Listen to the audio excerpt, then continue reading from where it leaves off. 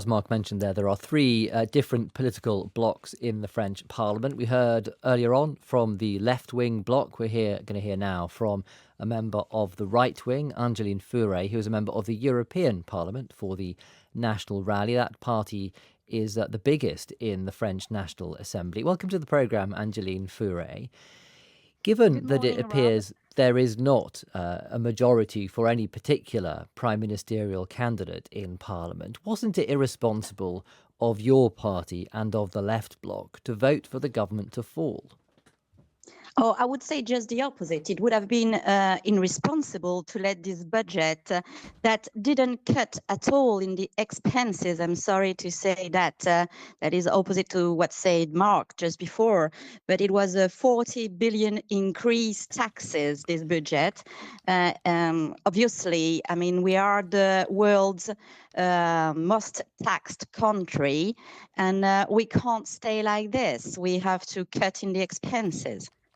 The thing is, though, your leader, Marine Le Pen, said she had voted to bring down the government to protect the French people. They won't be protected, though, if borrowing costs on people's car loans, their home loans, and whatever else rises because of financial instability, will they? Oh, we're not like in Great Britain or in America. We don't have loans with flexible rates. We also have stable rates, so the rates won't increase.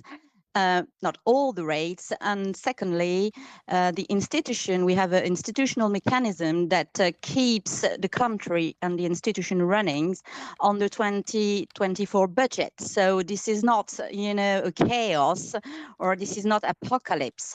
This is just political work that has been done correctly to protect the French for a budget that will put them down. Some people can't eat at the end, not even at the end of the month, but at the beginning of the month.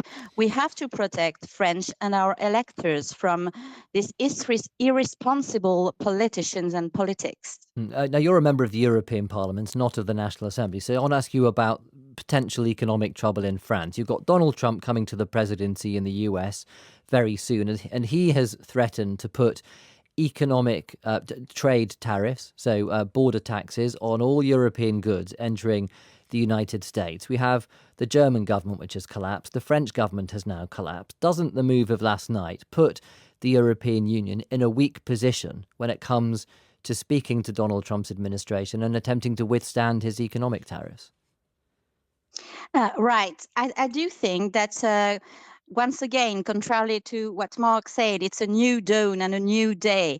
This time, EU will have to protect European countries and not try to please Americans or whatever other great powers. We need to have appropriate protection at our borders for our immigration, but our goods too, to tax them like America does, like other country does. So we have to think the trade to protect EU. And maybe this political move, what you call turmoil, but what for me is a new day and a new hope for the European nations and people, the first step for a real EU. The thing is, Angéline Furet, is you want to sell French champagne, you want to sell French cheese and whatever else into the American market. And if Donald Trump puts tariffs on it, they're going to be less competitive there. And you, at the moment, don't have a government that is able to respond. Oh, we'll still work on the 2024 setup. So don't do like if everything fell down in the night. There is still rules that apply, and we still work on 2024. Waiting for a proper budget, so it will do. And it's better, to not accept something, because this budget, it was like they're trying to force us and the French, saying if you don't vote it, it will be the end of the world. It will be apocalypse. It will be chaos. No, it will just be the 2024 budget that will carry on for the institution to work and will build. Thank you.